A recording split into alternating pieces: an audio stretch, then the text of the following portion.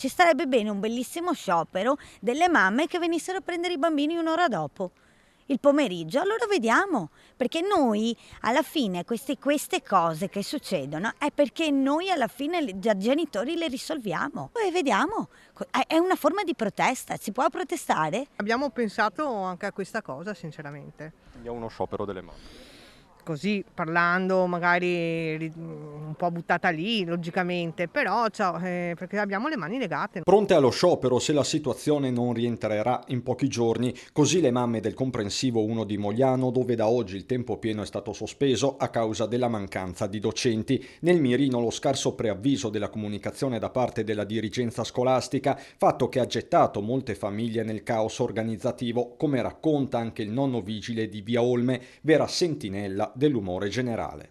Tanti va bene, tanti non vanno bene, bisogna portare pazienza. Ma la pazienza per diversi genitori reduci da 2 anni scolastici di DAD a intermittenza è finita da tempo, e per quelli di loro che gravitano attorno al mondo della scuola il problema per certi versi è doppio.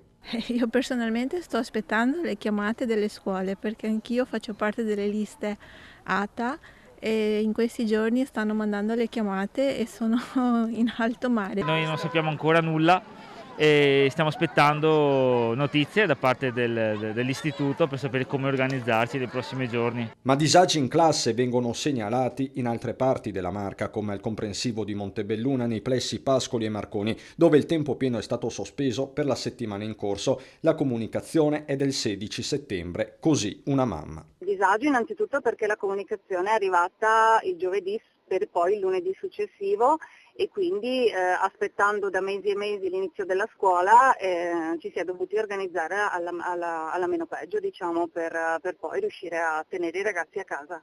Stesso copione anche al comprensivo di Preganziol, sempre per la mancanza di docenti. Unico vero salvagente, ma tutt'altro che scontato, restano nonne e nonni. Speriamo che non serva questo sciopero, perché mi sembra di aver capito che si stanno già muovendo per fare le nuove nomine, quindi se si tratta di qualche giorno magari si può evitare la rivolta delle mamme e delle nonne.